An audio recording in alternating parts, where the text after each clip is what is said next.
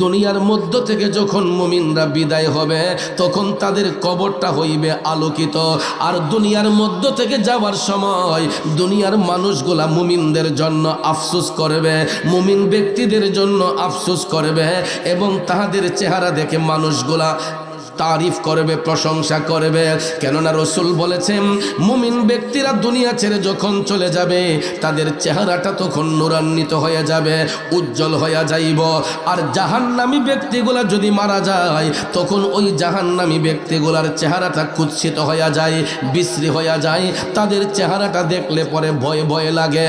বন্ধুরা আমার, বাবাজিরা, কারণ প্রত্যেকটা মানুষের কাছে মৃত্যুর ফেরেশতা আসবে। আমরা কেউ তো দুনিয়াতে চিরস্থায়ী নয়, সবাই তো একদিন এই দুনিয়া ছেড়ে চলে যাব, ঠিক কিনা কম? এই দুনিয়া ছেড়ে চলে যাব একদিন, মায়ারি বাঁধন ভেঙে যাবে একদিন।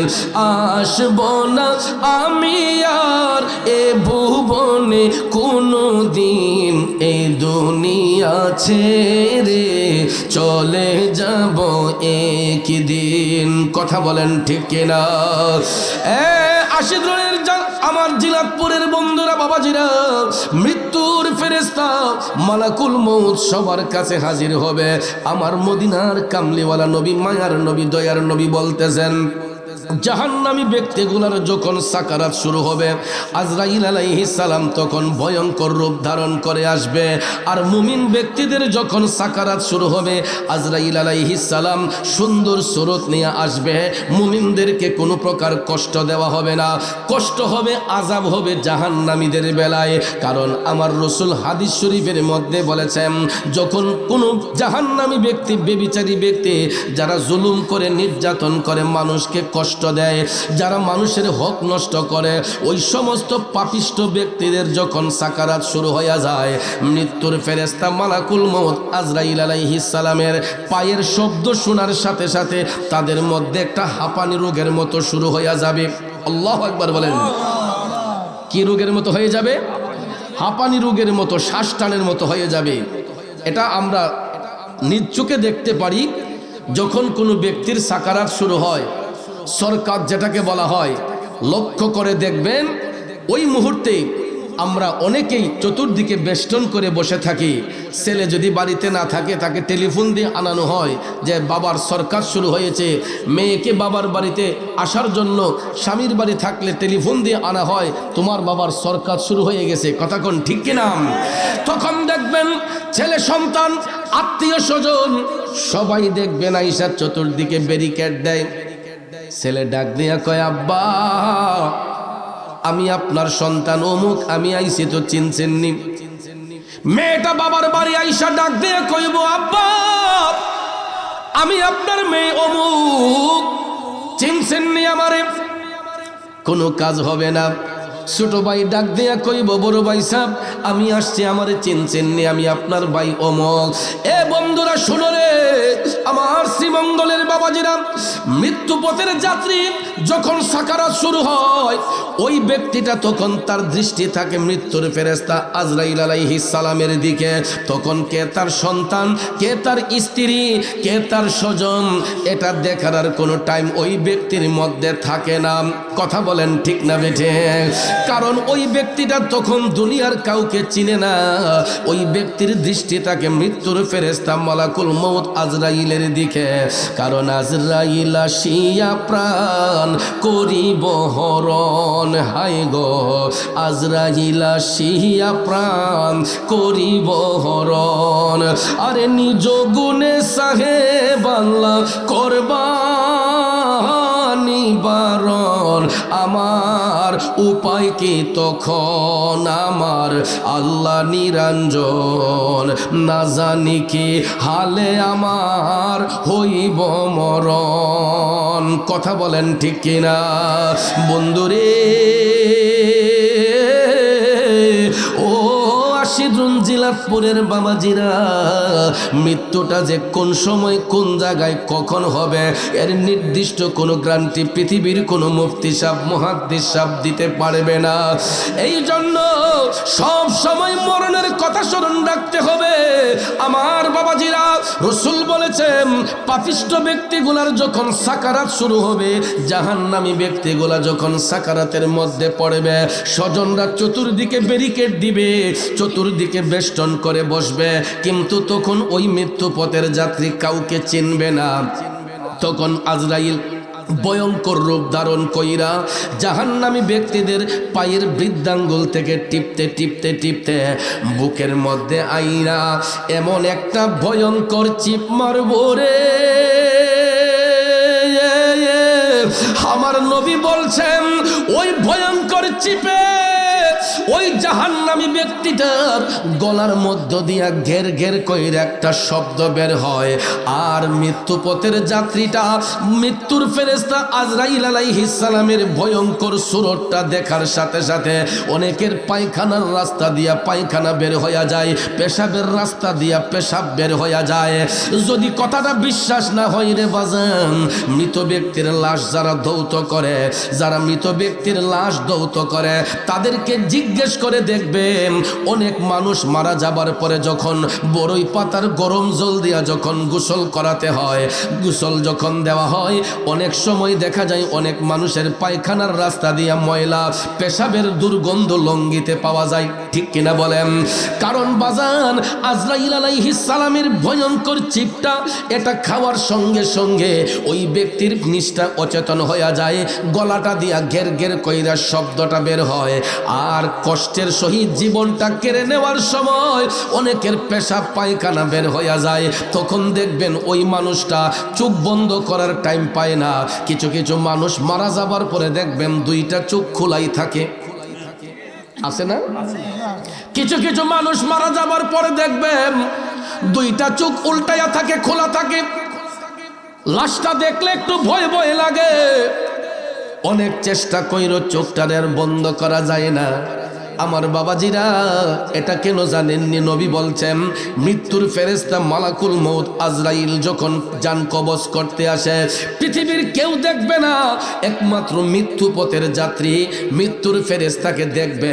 কারণ ভাইয়ার আমার, গত কিছুদিন আগে আপনারা দেখেছেন, আমি জানি না কোন ঘরানার আলেম, যেই কোনো ঘরানার হোক না কেন, বক্তা স্টেজের মধ্যে ওয়াজ করতেছে, হঠাৎ করে দেখা যায় স্টেজের মধ্যে হঠাৎ করে মাথা পাক দিয়ে পড়ে গেছে, কোরআন সুন্নাহর আলোচনা করতেছে। যেই কোনো ঘরানার হোক, একজন আলেম, তাই বলে যে মৃত্যুর ফেরেশতা আসবে না সেটা নয়। আলেম হোক, পিসাব হোক, যেই কোনো মানুষ হোক, সবার কাছেই মৃত্যুর ফেরেশতা আসবে। কখন আসবে? কাউরে টেলিফোন দিয়ে আসবে না, নাকি আসবে টেলিফোন দিয়া? আমরা তো একজন আরেকজনের বাড়িতে গেলে টেলিফোন দিয়ে যোগাযোগ করি, আসতেছি। বক্তা মাহফিলে আসবে, টেলিফোন দিয়ে যোগাযোগ করতেছে, ওই জায়গায় আছি, ওই জায়গায় আছি, কোন সময় মাইক নেবেন, হুজুর কোথায় আছেন, টেলিফোন দিয়ে যোগাযোগ করে সময় নির্ধারণ করি। কিন্তু মৃত্যুর কোনো গ্যারান্টি আছে? সিরিয়াল আছে? আমার যুবক বন্ধুরা, বক্তা স্টেজে ওয়াজ করতেছে, সেখানেও মৃত্যুর ফেরেশতা হাজির হইয়া গেছে। আপনারা হয়তো ভিডিওটা দেখেছেন, হঠাৎ করে কয় কারেন্ট কারেন্ট কারেন্ট কারেন্ট। আসলে তো কারেন্ট নয়, আসল কারেন্ট আমার আল্লাহ পাঠিয়ে দিছে, ঠিক না বেঠে? এটা শুধু ওই মাওলানা সাহেবের জন্য নয়, আমার আপনার সবার কাছেই এই আহ্বানটা আসবে, এই ডাকটা আসবে। এই জন্য কবি বলেছেন, মনরে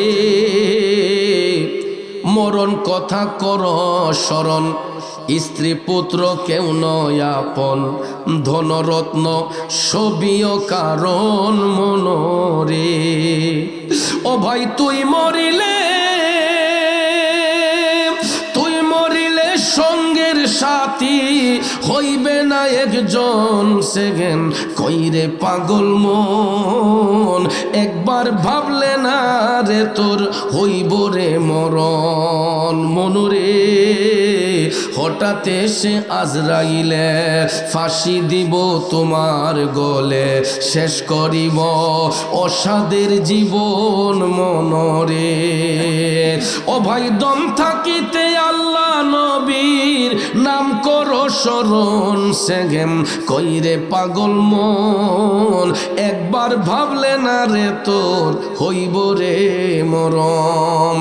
তাইলে বাজান আমার মরণ যেহেতু হইব, কেন সিটারি বাটফারি করব, কেন অন্যের হক নষ্ট করব, কেন আরেকজনের ওজনে কম দেব? এটা দিয়া তো কোনো ফায়দা হলো না। আমি তো দুনিয়াতে চিরস্থায়ী বাসিন্দা নয়, আমার তো দুনিয়াটা আমার আপনার জন্য ক্ষণস্থায়ী জিন্দেগি, ঠিক কিনা বলেন? 60, 70, 80, 100, 150 এর চাইতে বেশি না। 3.5 হাত কবর সবার জন্য অপেক্ষা করছে। আমি যেই কথা বলেছিলাম, মৃত্যুর ফেরেশতা মালাকুল মউত আজরাইল যখন ভয়ঙ্কর থাবা দিবে, ওই ব্যক্তি চোখটা বন্ধ করার টাইম পাবে না। তখন দেখবেন মানুষ লাশ দেখতে যায়, যাওয়ার পরে দেখবেন মানুষ রাস্তাঘাটে আইসা লাভ করে, কয় হাইরি তার মরণটা যে কষ্ট হইছে, যেমন মানুষে ঠকাইছেন তার মরণটা এমন কষ্টে সহিত হইছে। বলে না মানুষে যে চেহারাটা ভয়ঙ্কর রূপ ধারণ করে লিছে। তখন দেখবেন দুনিয়ার মানুষের মুখ আর বন্ধ রাখা যায় না। যারা জুলুম করে, অন্যায় করে, খারাপ কাজ করে, জেনা ব্যভিচারিতে লিপ্ত থাকে, সুদ ঘুষে জড়িত থাকে, ওই মানুষগুলা সম্পর্কে দেখবেন দুনিয়ার মানুষগুলাই সাক্ষী দেয় যে যেমন করছিল এমন সাজা বুক করে গেছে। বাবাজিরা আমার, এখানেই শুধু শেষ নয়, এখানেই শুধু শেষ নয়।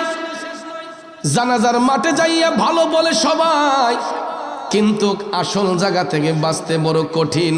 কারণ আব্বাজিরা আমার, দুনিয়াটা তো ক্ষণস্থায়ী, আখেরাতটা হলো আমার আপনার চিরস্থায়ী। কারণ সেখানে কতদিন থাকতে হবে, কত বছর থাকতে হবে, কত হাজার বছর থাকতে হবে, এর নির্দিষ্ট কোনো গ্যারান্টি পৃথিবীর কোনো মুফতি সাহেব, মুহাদ্দিস সাহেব দিতে পারবে না। আখেরাতের জিন্দেগিটা কিয়ামতের আগ পর্যন্ত আখেরাতের জিন্দেগি কাটাতে হবে, ঠিক কিনা কম? তাইলে আব্বাজিরা আমার, বন্ধুরা আমার, ওই কবরটাই তো আমার আপনার আসল ঘর, ঠিক না ঠিক? ওই ঘরের চিন্তা না করে ফাউ ঘরের চিন্তা করি, কেমনে 5 তালা বানাইমু, 10 তালা বানাইমু, কেমনে 8 তালা বানামু, কিভাবে জাগা জমিন জোড়াইয়া ছেলে মেয়েদেরকে দিয়া যামু। এই চিন্তা ভাবনা কইরা দেখবেন মানুষ অনেক সময় লোভে পইরা দেখা যায় হারাম খাইতে দ্বিধাবোধ করে না। আজকে আমি দেখলাম গাড়িতে বৈশা ফেসবুকে সম্পত্তির জন্য এক ভাই ছোট ভাইয়ে বড় ভাইরে বাইরে মেরে লিতেছে। অথচ যেই লোকটা ভিডিও করতেছে তার কি হৃদয়ে একটু মায়া নাই? সে যে ভিডিও করে ফেসবুকে দিল, সেও তো গিয়া এটা ফিরাইতে পারে যে তোর ভাইরে তুই মারিস না। আলগা থেকে ভিডিও করতেছে, আর ছোট ভাই বড় ভাইরে বাইরিয়া 3-4 জনে মিল্লা একটা মানুষকে, তোর তাজা মানুষরে একদম জানে মেরে লিতেছে বাঁশ দিয়া বাইরিয়া। আমি চিন্তা করলাম যে মানুষের দিল এত পাষাণ হইল কিভাবে? এটা তো জাহিলি যুগ নয়। যদি জাহিলি যুগের খাসিয়ত এখনো আমাদের মধ্যে থাকে, তাহলে বলুন আমরা দয়াল নবী আইসা আমাদেরকে শিক্ষা দিছেন, আমরা নবীকে মানলাম কোথায়? নবীর আদর্শ মানলাম কোথায়? তরতাজা মানুষটাকে মেরে ফেলতেছে, তার দিলটা এত পাষাণ হয়ে গেল, এত শক্ত হয়ে গেল, একটু তার দিলে দয়া মায়া হইল না। ভাইয়ার আমার, ওই লোকগুলার পরিণতিটা কি হবে দেখুন। যারা আল্লাহ রসুলের আদেশকে অমান্য কইরা দুনিয়া ছেড়ে যখন কবরের মধ্যে যাবে, আখেরাতের প্রথম ঘাটিটাই হইল কবর। আখেরাতের প্রথম ঘাটিটাই হইল কবর। আজকে যেহেতু কবরবাসীর স্মরণের মাহফিল, এই জন্য কথাগুলা বলতেছি, কষ্ট হইতেছে আপনাদের। এ বন্ধু, আখেরাতের প্রথম ঘাটিটাই হইল কবর। এখানে কিন্তু আমাকে আপনাকে একটা পরীক্ষা গিয়ে দিতে হয়, 3টা প্রশ্নের উত্তর আমাদেরকে সেখানে দিতে হয়, ঠিক কিনা বলেন? আদ-দুনিয়াউ মাজরাতুল আখিরা, দুনিয়াটা হইছে আখেরাতের পরীক্ষাশালা। এই দুনিয়ার জমিনটা হলো একটা বিদ্যালয়। এখানে যারা সৎকর্ম করে যাবে তাদের জন্য আখেরাতটা সহজ হবে। দুনিয়াতে যারা মানুষকে কষ্ট দিয়ে যাবে, হারাম খেয়ে যাবে, আখেরাতের জিন্দেগিটা তাদের জন্য অন্ধকার হবে। তাহলে বলুন, আমরা আমাদের কবরটাকে আলোকিত করতে চাই না অন্ধকার বানাতে চাই? গভীর মনোযোগ আমার ভাইয়েরা, বন্ধুরা। ওই জাহান্নামী ব্যক্তিগুলো কবরে যাবার পরে তাদেরকে প্রশ্ন করা হবে 3টা। সবাইকেই তিনটা প্রশ্ন করা হবে, এর মধ্যে একটা প্রশ্ন হবে আমার নবীজির নিয়া, কারণ ওই মুহূর্তে দয়াল নবীর কবরের মধ্যে শরীর মুবারকে হাজির করাইয়া বলা হবে ওয়ামান হাজার রজুল, কে সেই ব্যক্তি, ওনাকে চিনতে পারোনি? উনি কে, ওনাকে চিনতে পারো? তখন ওই জাহান্নামীগুলা আমার রসুলের চেহারা আনোয়ার দেখার পরও বলবে লা আদ্রি, আমি তো চিনি না। নাউজুবিল্লাহ বলতেন না? আরো জোরে কোন নাউজুবিল্লাহ। আমার নবী দেখার পরেও ওই জাহান্নামীগুলা কবরে নবী চিনবে না।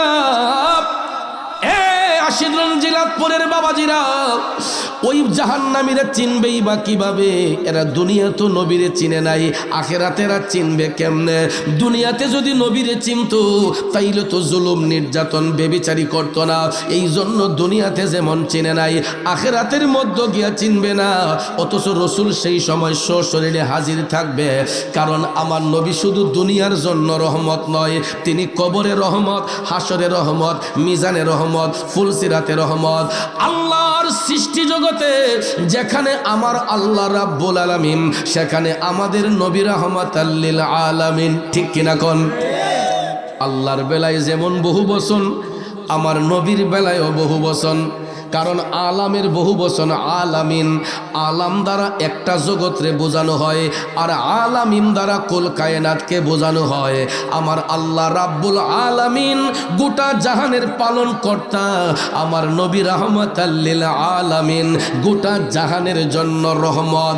এই জন্য বাজান শুধু দুনিয়াতে নয়, কবরে আমার নবী রহমত। ঠিক কিনা বলেন? কারণ নবী ছাড়া ওই কবরে নাই রে বান্ধব না, নবী ছাড়া ওই কবরে নাই রে বান্ধব নাই। হাসরেতে নবী ছাড়া নাই দরদি নাই, হাসরেতে নবী ছাড়া নাই দরদি নাই, নবী ছাড়া ওই কবরে নাই রে বান্ধব নাই। বান্দার জন্য রহমত আমার নবী মুহাম্মদ, দুজাহানে আর কে আছে মোদেরই সম্পদ? নবী ছাড়া আমার আপনার কোনো সম্বল আছে? সম্পদ আছে? আমাদের সবচেয়ে বড় সম্পদ হলো রাহমাতাল লিল আলামিন। এই জন্য বাজান আমরা নবী নবী কইয়া কান্দি। ঠিক কিনা কম? আমরা এই জন্য নবীর জন্য কান্দি, কারণ দুনিয়াতে যেমন নবী আপন হয়, কবরে আমার নবী আপন। দুনিয়ার কোনো বন্ধু বান্ধব, দুনিয়ার কোনো স্বজন, দুনিয়া যার সাথে সংসার করলাম, স্ত্রীটা পর্যন্ত আমার আপনার কবরে আপন হবে না।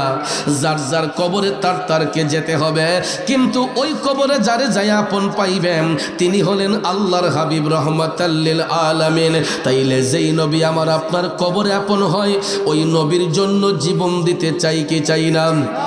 পলকে জীবন দিয়ে দেব যদি নবী তুমি চাও, কলিজা টুকরা করে দেব যদি নবী তুমি চাও।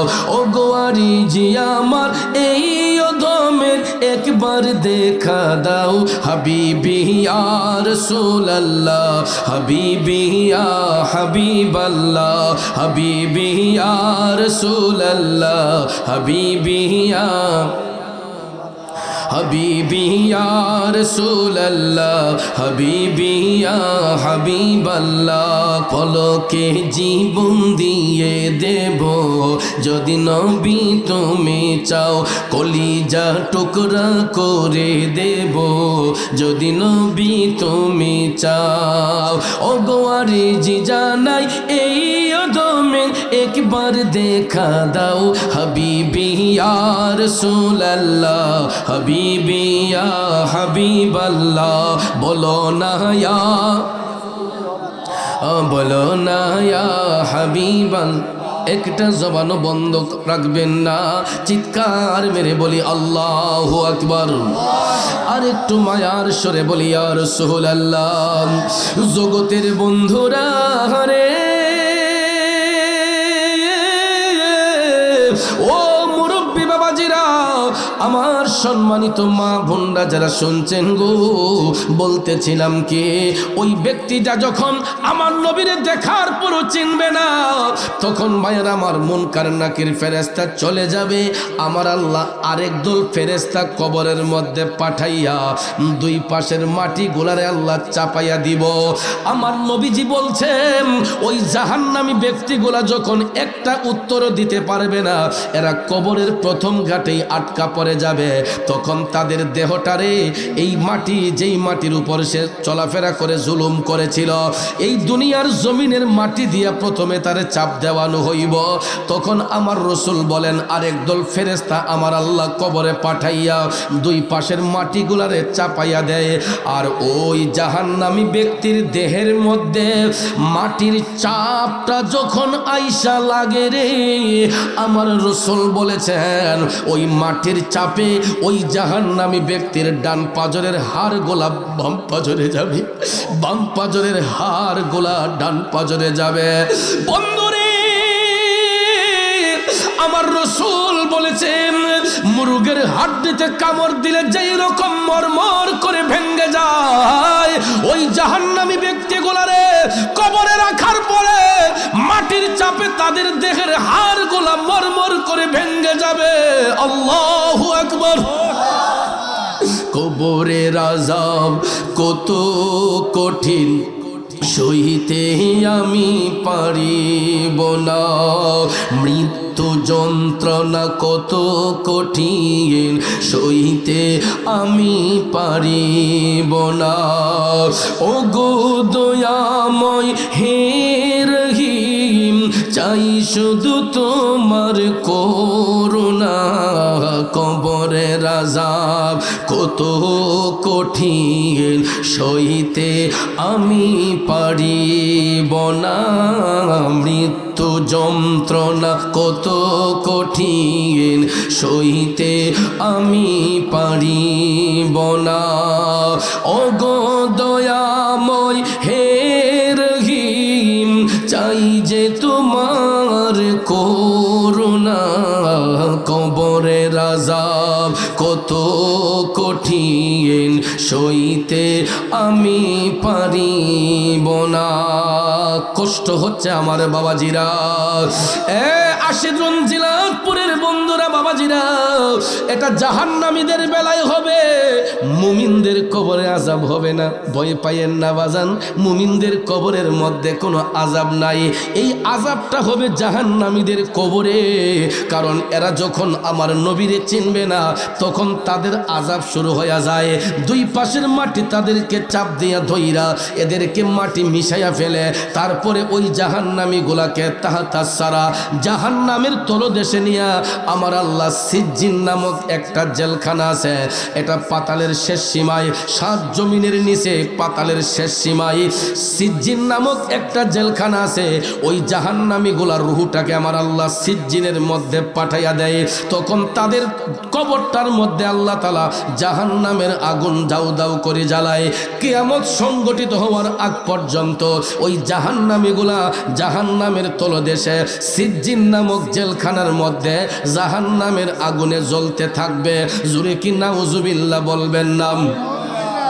আর এই আগুনের তাপমাত্রাটা সম্পর্কে আমার রসুল বলেছেন যে জাহান্নামের তলদেশে সিজ্জিন নামক যেই জেলখানা অন্ধকারাচ্ছন্ন জায়গায়, এটা এমন একটা জায়গা সেখানে যে তাদেরকে আগুনের তাপ দেয়া হয়, এই আগুনের তাপ যদি দুনিয়ার জমিনে একটা সুইয়ের নালা দিয়া, সুইয়ের মুখ চিনেন না, যেটাতে আমরা সুতা ঢোকাই, আমার রসুল বলেন এই জাহান্নামের আগুনের একটু তাপ যদি দুনিয়ার সুইয়ের মাথা দিয়া যদি তাপটা প্রবেশ করানো হয়, সুইয়ের মাথা দিয়া যেই তাপটা আসবে, এই তাপটা যদি দুনিয়ার মধ্যে এসে পড়ে, তাইলে দুনিয়ার মানুষ আগুনে পুড়ে ছাই হয়ে যাবে, তাদের চেহারা কালো হয়ে যাবে। তাইলে চিন্তা করেন ওই জাহান্নামী ব্যক্তিগুলাকে সুইয়ের নালা দিয়া নয়, বরঞ্চ জাহান্নামের মধ্যে তলদেশে রাইকা সিজ্জিন নামক জেলখানায় পুরাটার মধ্যে জাহান্নামের আগুন ধাউ ধাউ করে জ্বলবে, আর সেখানে ওই বেবিচারী জাহান্নামীগুলা বসবাস করবে কিয়ামত পর্যন্ত। জোরে কন্যা নাউজুবিল্লাহ। তাইলে বলেন আমরা শান্তি চাই না অশান্তি চাই?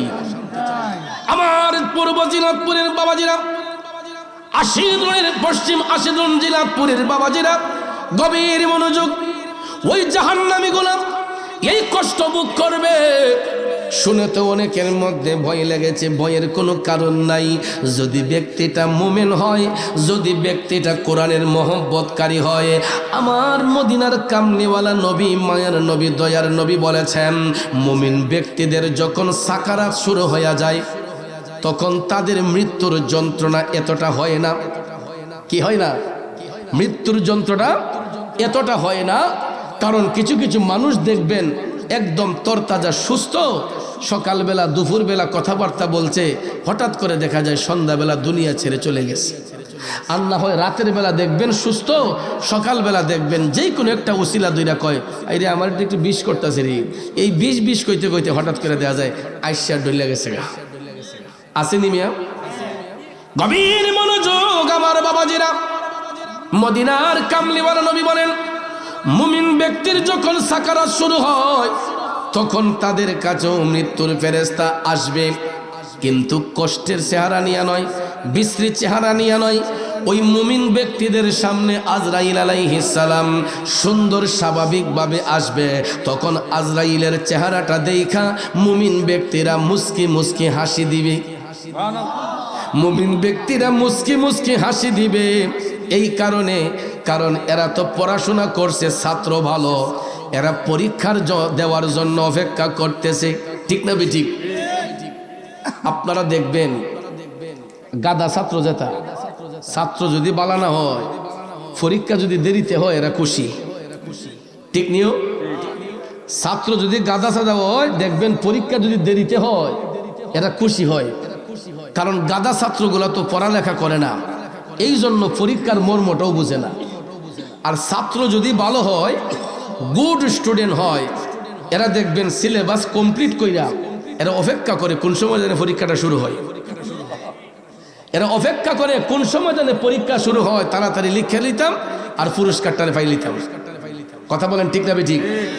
ভালো ছাত্রগুলা ফেইলের চিন্তা তো করেই না। এরা যেই টাইমে মুয়াজ্জিন সাহেব বলে আসসালাতু খায়রুম মিনান নাওম, ঘুম থেকে নামাজ ভালো, ঘুম থেকে নামাজ ভালো, ওই মুহূর্তে আমাদের মুসল্লিরা কয়, না হুজুর সারা রাত মোবাইল টিপছি, এখন আমরা ঘুমটাই ভালো।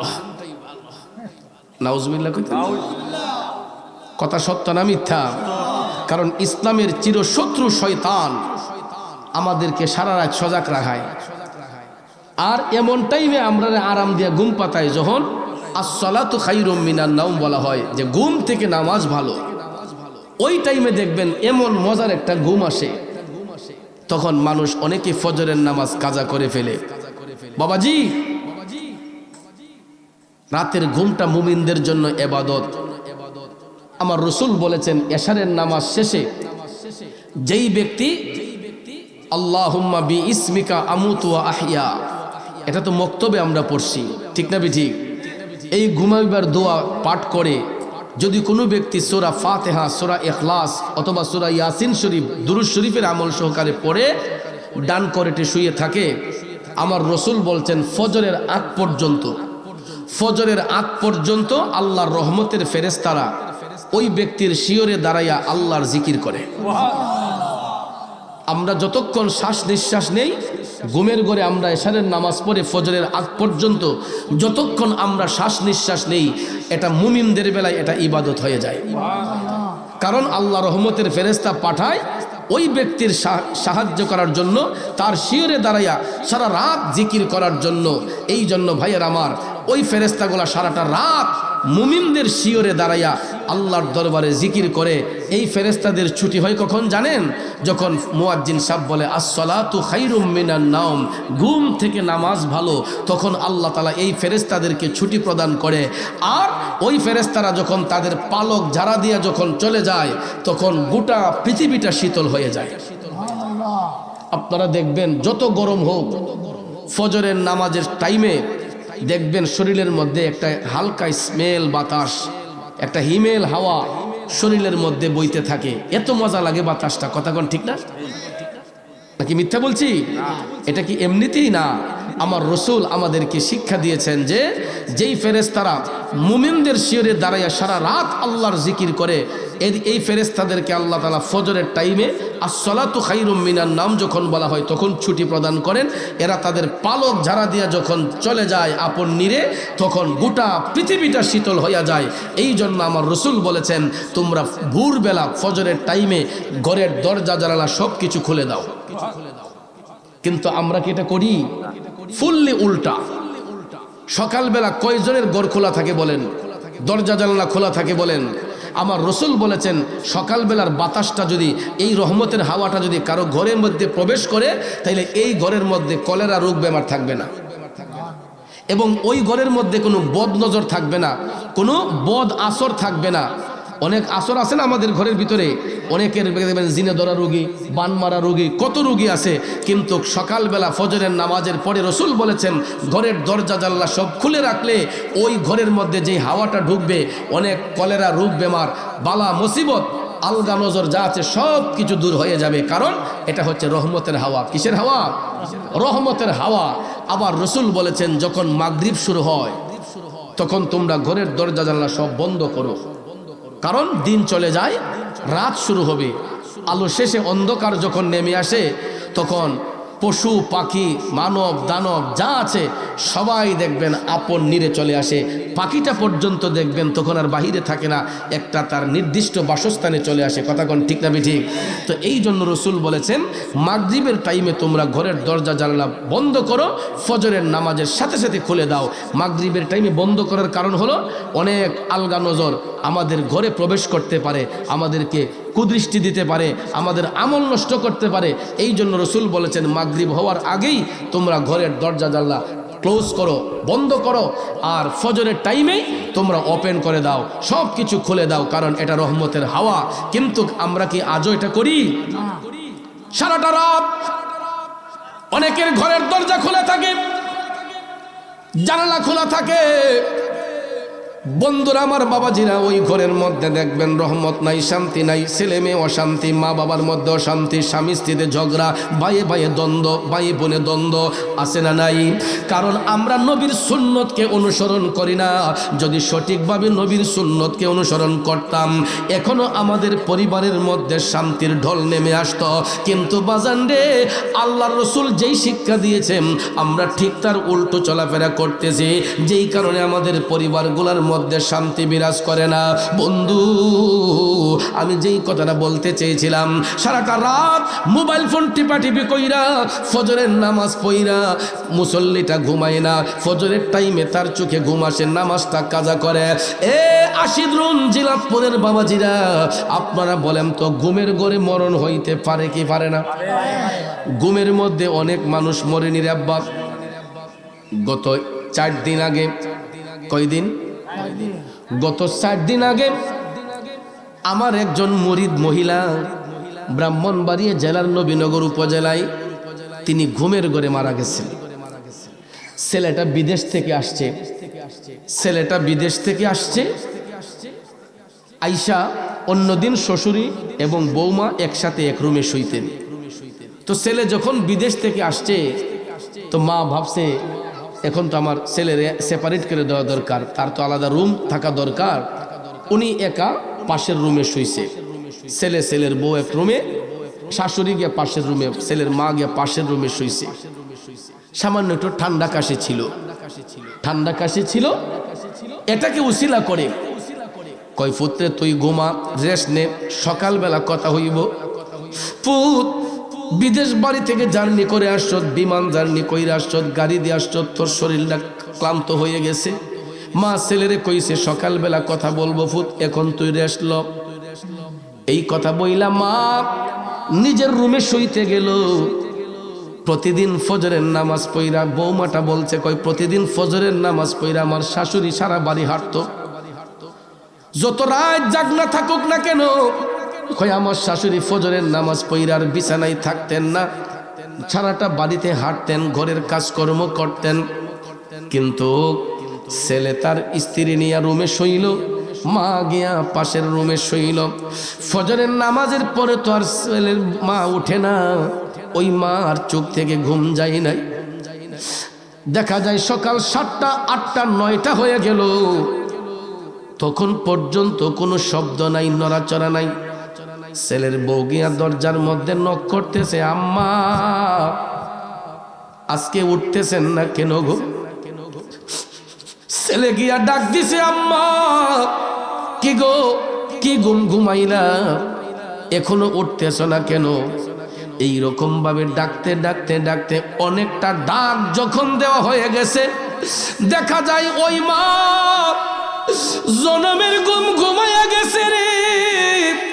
গোটা দুনিয়ার মানুষ মিল্লা যদি গিয়া ডাকে আর মা জাগরা হবে না, আর ওই মা কখনো জাগবে না।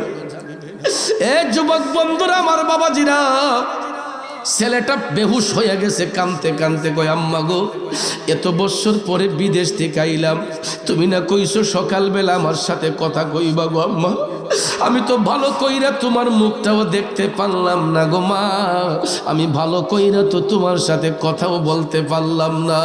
ছেলে মেয়েগুলা কানতে কানতে অস্থির হয়ে গেছে, কিন্তু আমার বাবাজিরা মৃত্যুর ফেরেশতাদের চলে আসছে, আটকাইয়া রাখবো কে? পারবনি কেউ। কেউ দরজা জানলা বন্ধ করেও মৃত্যুর ফেরেশতাকে আটকাতে পারবে না। যার ডাক যখন আসবে তখনই চলে যেতে হবে। এই জন্য আমার যুবক বন্ধুরা, বাবাজিরা, আমি কবরবাসীর স্মরণে মাহফিল বিদায় কথাগুলা বলতেছি। এই যে প্রতিটা রাত মোবাইল টিপতে টিপতে আমরা ফজরের নামাজ কাজা করে ঘুমাই, ঘুমের গরু আমার আপনার মরণ হতে পারে কি পারে না? এই জন্য কবি বলেছেন, ওরে কেমন করে ঘুমাও তুমি, কেমন করে ঘুমাও তুমি, ফজর করে কাজা, এমনও তো হতে পারে জোহরে জানাজা। ঠিক কিনা বলো? এমনও তো হতে পারে জোহরে জানাজা। যুবক বন্ধুরা, গভীর মনোযোগ, যেই কথাটা বলতে চেয়েছিলাম, আল্লাহর হস্তে যুবক প্রয়োজন ব্যতি রেখে ওভার এক্সেস মোবাইল ফোন ব্যবহার করবেন না। এটার দ্বারা আমাদের ব্লাড সার্কুলেশন ড্যামেজ হয়, এটার দ্বারা আমাদের স্মৃতিশক্তি হ্রাস পায়। এই মোবাইল ফোন অতিরিক্ত ব্যবহার করার কারণে চোখের মধ্যে সমস্যা হয়। এখন বলবেন হুজুর আপনিও তো ব্যবহার করেন। বন্ধুরে, আমরা ব্যবহার করি প্রয়োজনের তাগিদে, কারণ এই মোবাইল ফোনে যেমন ভালোর দিক আছে এমন খারাপ দিকও আছে। এই যে দেখেন, আমি কোরআন শরীফের সফটওয়্যার ডাউনলোড করে রাখছি, আমি যেই কোনো সময় যেই কোনো একটা আয়াতে কারিমা প্রয়োজন আমি বের করে পড়তে পারি। এই জন্য ভাইয়েরা, মোবাইল ফোন যদি ইউজ করো তাইলে কোরআন শরীফের আয়াত রিচার্জ করে বের করো, কোরআন শরীফ তেলাওয়াত করো, হাদিস শরীফ তেলাওয়াত করো। কারণ গুগলে সার্চ দিলে কোনো জিনিস আর বাদ থাকে না। আপনি খারাপ চাইলে খারাপটা আসবে, ভালো চাইলে ভালোটা আসবে। কথা কোন ঠিক না ঠিক? তাইলে আমরা মুসলমান হিসেবে ভালোটা গ্রহণ করব না খারাপটা গ্রহণ করব? কিন্তু দেখা যায় অধিকাংশ মুসলিম পরিবারের সন্তানগুলা টিকটক, ইউটিউব, ফেসবুকের মধ্যে এমন কিছু অশালীন ভিডিও এরা কমেন্ট বাড়ানোর জন্য, ভিউয়ার্স বাড়ানোর জন্য, ফলোয়ার্স বাড়ানোর জন্য দেখা যায় ঈমান নষ্ট হয়ে যায়, এমন কিছু কাজ করে। আমি গতকালকেও বলে আসছি একটা মাহফিলে, যে কবরস্থানের বাউন্ডারির ওই পারে গিয়ে শুয়ে রইছে, ওই পার থেকে গিয়া কয় আসসালামু আলাইকুম ইয়া আহলাল কবুর, তো হে ভিতর থেকে কয় ওয়ালাইকুম সালাম। নাউজুবিল্লাহ কইতেন না? বন্ধুরা আমার, বাবাজিরা, মৃত ব্যক্তির রুহুর সাথে যারা প্রতারণা করে, কবরবাসীদেরকে নিয়ে যারা ট্রল করে, এরা কোনোদিন মুমিন হইতে পারে না, এরা মুনাফিক। আর মুনাফিকের চরিত্র সম্পর্কে আমার রাসূল বলেছেন, মুনাফিকরা কাফেরের চেয়ে নিকৃষ্ট। কথা কোন ঠিক না বেঠে?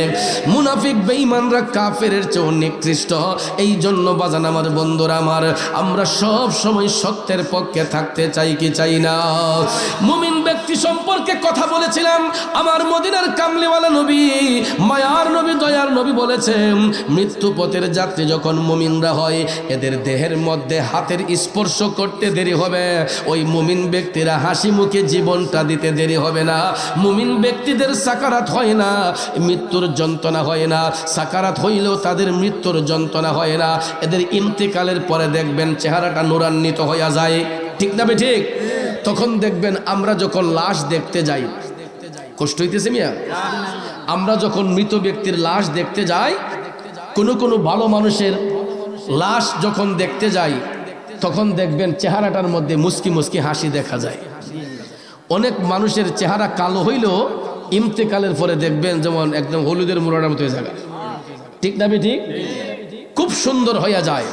তখন আমরা রাস্তাঘাটে আইসা দোকানপাটে বৈশা কই, আহ বেড়ালা যেমন বালা আসিল, মরণটা এমন সুন্দর হইছে। কইনি যে লোকটা যেমন বালা আসলা, তার মরণটাও এমন সুন্দর হইছে। দুনিয়ার মানুষগুলা ভালো মানুষ রে ভালোই বলে, কিন্তু আমরা স্বার্থের উপর আঘাত পড়ার কারণে অনেক সময় দেখা যায় ভালো মানুষগুলাও করি আমরা ট্রোল করি, ভালো মানুষগুলারও বদনাম করি। কিন্তু বন্ধু, মুমিন ব্যক্তিরা দুনিয়া ছেড়ে যখন চলে যায়, তাদের চেহারার মধ্যে মুস্কি মুস্কি হাসি থাকে। এই কারণে এরা তো স্টুডেন্ট ভালো, এরা তাহাজ্জুদ পড়ছে, এরা ওয়াক্তের নামাজ পড়ছে, আল্লাহর জিকির করছে, নবীর দুরূদ পড়ছে, মানুষের সেবা করছে, সমাজের উপকার করছে, এরা মানুষকে হেদায়েতের বাণী শিক্ষা দিছে, এরা সৎ পথের যাত্রী ছিল। এই জন্য এদের আখিরাতটা সহজ। কারণ কবরে নিয়ে তাদেরকে যখন প্রশ্ন করা হবে, আমার রাসূলকে যখন সরাসরি কবরের মধ্যে হাজির করা হইয়া বলবে, ওয়ামান হাজার রজুল, ওনাকে চিনতে পারো কি, কে সেই ব্যক্তি? তখন ভাইয়ার আমার মুমিন ব্যক্তিরা টপ টপ করে চোখের পানি ছাইরা হাসি মুখে তখন বলে দিবে, হাজা মুহাম্মদুর রাসূলুল্লাহ সাল্লাল্লাহু আলাইহি ওয়াসাল্লাম। চিৎকার মেরে কন্যা সুবহানাল্লাহ। আরেকটু জোরে বলেন ইয়া রাসূলুল্লাহ। এই জন্য আশেক কয়, প্রেমিক কয়, অনেক আগে গাইতাম, নবীজির গোলামের, মৌলাজির গোলামের কোনো চিন্তা নাই, চলো নবীজির জিয়ারতে মদিনাতে যাই, চলো নবীজির জান্নাতে মদিনাতে যাই। খারাপ লাগছে বাবাজিরা, অনেক দিন আগে গজলটা গাইতাম, অনেক বছর আগে গাইতাম। নবীর শান যতই শুনি ততই তো ভালো লাগে, ঠিক কিনা? নবীজির গোলামের, মৌলাজির গোলামের কোনো চিন্তা নাই, চলো নবীজির জান্নাতে মদিনাতে যাই, চলো নবীজির জিয়ারতে মদিনাতে যাই। খারাপ লাগতেছে আমার বাবাজিরা, আমাদের সমাজের মধ্যে দেখবেন নবীর মোহব্বত অন্তরে নাই। কিছু কিছু মানুষ দেখবেন নামাজ নামাজ লইয়া পাগল হয়, কিন্তু নবীর মোহব্বত নাই। আছে না? এ বন্ধু, যেই নামাজের জন্য আমরা পাগল হইয়া যাই, এই নামাজ হইল আমল, আর আমার নবী হইছে ঈমান। ঠিক না ঠিক? সমাজে নামাজি লোকের অভাব নাই, ঈমানি লোকের অভাব আছে, ঠিক না? নামাজ তো এজিদের গোষ্ঠীরও পড়ছে, নামাজ ইমাম হুসাইনও পড়ছে। তা নামাজ পইরা এজিদের গোষ্ঠী জান্নাতি না জাহান্নামী? পিছনের বাইরে কথা বলেন। নামাজ পইরা এজিদের গোষ্ঠী জান্নাতি না জাহান্নামী? নামাজ পইরা হুসাইন জান্নাতি না জাহান্নামী? শুধু জান্নাতি নয়, জান্নাতি যুবকদের সর্দার। কথা কোন ঠিক না ঠিক? বাবাজির আমার, লা ইউমিনু আহাদুকুম হাত্তা আকুনা আহাব্বা ইলাইহি মিন ওয়ালিদিহি ওয়া ওয়ালাদিহি ওয়ান নাসি আজমাইন। এই হাদিস শরীফটা একবারে কমন রে আমার বাজানরা। আমার রাসূল বলেছেন, তোমরা কখনো মুমিন হতে পারবা না হাত্তা আকুনা আহাব্বা ইলাইহি, আমি রাসূল যতক্ষণ তোমাদের নিকট অধিক প্রিয় না হব। কার থেকে? মিওয়ালিদিহি, তোমার পিতামাতা, ওয়া ওয়ালাদিহি, তোমার সন্তান সন্ততি, ওয়ান্নাসি আজমাইন, তোমার সমস্ত বন্ধু বান্ধব অপেক্ষায়, সমস্ত মানুষ অপেক্ষায় আমি রাসূল যতক্ষণ তোমাদের নিকট অধিক প্রিয় না হব, ততক্ষণ পর্যন্ত তোমরা মুমিন হতে পারবা না। তাইলে বাজান আমার বন্ধুরা আমার, সব ক্ষেত্রে নবীর মহব্বত অন্তরে রাখা দরকার আসেনি? এ বাবাজিরা আমার, গভীর মনোযোগ, নামাজ পড়তেই হবে, হুব্বে মোস্তফার প্রেম অন্তরে রাখতে হবে। কারণ ফরজ বলেন, ওয়াজিব বলেন, সুন্নত বলেন, নফল বলেন, মুস্তাহাব বলেন, যত নামাজ আছে সব কিছু হইছে আমল, আমার নবী হইছে ঈমান। ঠিক কিনা কম? কারণ বাবাজিরা আমার, বন্ধুরা আমার, তাহাবি শরীফের একটা বর্ণনার মধ্যে আসছে, আমার নবীর সাহাবী, উনার নাম হচ্ছে হযরতে উবাই ইবনে কাব। সাহাবীর নাম হযরতে উবাই ইবনে কাব রাদিয়াল্লাহু তাআলা আনহু। উবাই ইবনে কাব তিনি আমার রসুলকে ভালোবাসতেন, নবীর গোলামিতে মশগুল থাকতেন। কিন্তু হঠাৎ একদিন উবাই ইবনে কাব ওনার খানকাতে, ওনার আপন ঘরে ইবাদতের নির্দিষ্ট স্থানে তিনি নফল নামাজে মশগুল। সুবহানাল্লাহ কোন? আমরা তো ফরজই পড়ি না, নফল পড়ব কেমনে? কিন্তু একটা কথা মনে রাখবেন, ফরজ ইবাদতের মাধ্যমে গুনাহ মাফ হয়, আর নফল বন্দেগীর মাধ্যমে বান্দা আল্লাহর ওলি হয়। আচ্ছা বাবাজিরা আমার, ফরজ ইবাদতের দ্বারা বান্দার গুনাহ মাফ হয়, নফল বন্দেগীর মাধ্যমে বান্দা আল্লাহর ওলি হয়। কথাটা বুঝতে পারছেন? পরীক্ষা দিলে দেখবেন 33 পাইল ছাত্রবাস। ঠিক না বেঠিক? 33 পাইলে কি ফাঁস? এটা বিশেষ বিবেচনায় ফাঁস, টাইনা টুনিয়া বলা হয়। কথা কোন ঠিক না বেঠিক? আর যদি একটা স্টুডেন্ট যদি গোল্ডেন পাইতে হয়, A+ পাইতে হয়, তাইলে তাকে 100-এ 100 আনসার করতে হয়। ঠিক না বেঠিক? 100-এ 100 যখন পায় তখন দেখবেন এটা গোল্ডেন A+। এরপরে 80-র উপরে পাইলে A+, 60-এর উপরে পাইলে A-, এরপরে 40 থেকে 60-এর ভিতরে থাকলে এটারে কয় বি গ্রেড। এরপরে আপনার বিশেষ বিবেচনায় যদি হয় এটারে কয় সি গ্রেড। কথা কোন ঠিক না বেঠিক? বিশেষ বিবেচনায় তো 33 পাইলেও ফাঁস। এই ফাঁসের কোনো গুণ আছে নি? এই সার্টিফিকেটের ওজন আছে? তাইলে আমাদেরকে যদি ভালো রেজাল্ট করতে হয়, গোল্ডেন যদি পাইতে হয়, ফরজও পড়তে হবে, ওয়াজিব, সুন্নত, নফল, মুস্তাহাব, প্রত্যেকটা আমলের প্রতি আমাকে আপনাকে গুরুত্ব দিতে হবে। কথা বলেন ঠিক কিনা? এই জন্য বাজান আমার, মসজিদ হলো ফরজ ইবাদতের স্থান। মসজিদ কিসের স্থান? ফরজ ইবাদতের স্থান। জামাত যখন শুরু হয়, আপনি মসজিদে যান, জামাতের সহিত নামাজ পড়েন।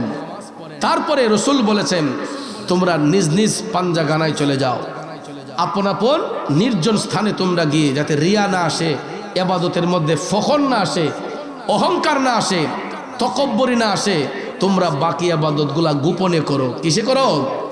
কিন্তু আমরা কি এই পরিবেশ আমাদের ঘরে রাখতে পারছি? আমাদের বাচ্চা বিছনাত পেশাব করে দেয়, আমাদের বাচ্চাগুলা ঘরের মধ্যে পেশাব করে দেয়, পায়খানা করে দেয়, রুমগুলা থাকে ছোট ছোট, যেই কারণে আমরা ঘরের ভিতরে নামাজের পরিবেশ রাখতে পারি না। যার দরুন অনেকেই মসজিদের ভিতরেই ফরজ, ওয়াজিব, সুন্নত, নফল সবগুলো আদায় করে আইসা পড়ে। তাই বলে সমস্যা নাই, পড়তে পারবেন, কিন্তু উচিত হলো ফরজ নামাজ শেষ বাকি নামাজগুলা পাঞ্জাগানায় আইসা পড়েন। কিন্তু আমরা পাঞ্জাগানা তো নাই, এলাকাতেও নাই, নিজের ঘরেও নাই। কিন্তু এক সময় ছিল, আমরা যখন আগে দেখতাম ছেলে মেয়ে বিয়া শাদী হইছে, তখন মেয়ের বাপে আর কিছু না দিছে, এগুলা নামাজের চকি দিছে। কথা বলেন না কেন? অন্য কিছু নাও যদি দিছে, আপনারা দেখতেন যে আগে, এটা আজকে 15-20 বছর ধরে এই রীতিটা এখন উঠে গেছে। আমরা ছোটবেলায় দেখছি যে নামাজের এগুলা চকি এটা দিছেই দিছে। কথা কোন ঠিক না ঠিক? এবং প্রত্যেকের ঘরের কর্নারে নামাজের স্থান ছিল, ইবাদতের স্থান ছিল। এটারে কেউ দিয়া কাপড় দিয়া বা পর্দা দিয়া, বেটন দিয়া নামাজের স্থান অনেকের ঘরের মধ্যে আলগা করে রাইখা দিত। কিন্তু এখন এগুলো আছে? অনেক ঘরের মধ্যে এই পরিবেশই নাই। আপনারা দেখবেন এখনো কিছু কিছু পরিবার আছে নামাজের পরিবেশ অনেকের ঘরে এখনো আছে। তো নামাজি ঘরের পরিবেশ দেখবেন একরকম, আর বেনামাজির ঘরের পরিবেশ আরেক রকম। ঠিক না ঠিক? যুবক বন্ধুরা আমার, গভীর মনোযোগ। যেই কথাটা বলতে চেয়েছিলাম, মসজিদ ফরজ ইবাদতের স্থান। আমার বাবাজিরা, বন্ধুরা, ইবাদত যখন শেষ হয়ে যাবে, বাকি নামাজগুলা নিজ নিজ ঘরে খানকাতে পড়তে হয়, পাঞ্জাগানায় পড়তে হয়। বন্ধু, গভীর মনোযোগ, মনোযোগ। সাহাবী উবাই ইবনে কাব রাদিয়াল্লাহু তাআলা আনহু, সাহাবী উবাই ইবনে কাব রাদিয়াল্লাহু তাআলা আনহু, তিনি ঘরের মধ্যে নফল নামাজরত অবস্থায়, এমতা অবস্থায় আল্লাহর হাবিব ওনার বাড়ির পাশ দিয়া যাচ্ছেন। হঠাৎ করে দয়াল নবী সাহাবীর নাম ধরে ডাক দিলেন, উবাই ইবনে কাব, ও উবাই ইবনে কাব। বন্ধুরা, সাহাবী তো নামাজের মধ্যে। আপনারা বলুন, ওই মুহূর্তে সাহাবীর নামাজটা বড় নাকি আমার নবীর ডাকটা বড়? কেন নবীর ডাক বড়? যদি কেউ আপনাদেরকে বলে কেন নবীর ডাক বড়, আমরা সহজ ভাষায় বলে দেব, নামাজ হইছে আমল, নবী হইছে ঈমান। ঠিক না ঠিক? এখন বলেন, ঈমান বড় না আমল বড়? বাজান আমার, আমল করতে করতে জিন্দেগি পার করে দেন, যদি ঈমান না থাকে আমলের কোনো মূল্য আসেনি। আর কেনই বা নবীর ডাকে সাড়া দেব না? যেই নবীরে সালাম না দিলে নামাজ পর্যন্ত বাতিল হইয়া যায়। ঠিক না ঠিক? নবীজিরে সালাম না দিলে নামাজ পর্যন্ত বাতিল হইয়া যায়। নামাজের মধ্যে আমার নবীরে সালাম দেওয়া ওয়াজিব। ঠিক কি নাম? নামাজ আল্লাহর সালাম লয় না আল্লাহ পাকে, ওয়াজিব হলো সালাম দিবে নবীজিকে। ঠিক কিনা বলেন? এ বন্ধুরা আমার, বাবাজিরা, তাশাহুদ যখন আমরা পাঠ করি, আসসালামু আলাইকা আইয়ুহান নাবিয়্যু, এই শব্দটা বলি কি বলি না? বলেন তো, যদি এই শব্দটা বাদ দিয়া নামাজ পড়ি, নামাজ শুদ্ধ হবে না অশুদ্ধ হবে? বন্ধুরে, আমার নবীরে সালাম না দিলে নামাজ পর্যন্ত বাতিল হইয়া যায়। তাইলে যেই নবীরে সালাম না দিলে নামাজ বাতিল হইয়া যায়, ওই নবী যখন ডাক দিব, নামাজ চাইরা নবীর ডাকে সাড়া দেওয়া দরকার আছে না নাই? সাহাবী উবাই ইবনে কাব, তিনি যথারীতি নামাজের মধ্যে রয়ে গেলেন, নামাজটা ভাঙলেন না। নামাজ শেষ কইরা তিনি লাব্বাইক ইয়া রাসূলুল্লাহ বলে নবীর কদমে হাজির হলেন। আমার নবী ডাক দিয়া কয়, উবাই ইবনে কাব, আমি তো তোমারে একটুই আগে ডেকেছিলাম, আমি তো তোমারে কিছুক্ষণ আগেই ডেকেছিলাম, আসতে তোমার দেরি হলো কেন? সাহাবী ডাক দিয়া কয়, নবী গো, আপনি যখন ডাক দিছিলেন আমি গোলাম তখন নামাজের মধ্যে ছিলাম। কিসে কিসে? ইয়া রাসূলুল্লাহ, নবী গো, আপনি যখন ডাক দিয়েছিলেন আমি তখন নামাজে ছিলাম। আমার রাসূল ডাক দিয়া কয়, হে উবাই ইবনে কাব, তুমি কি কোরআনের এই আয়াত শোনো নাই? ইস্তাজিবু লিল্লাহি ওয়ালির রাসূলি ইযা দাআকুম। সুবহানাল্লাহ।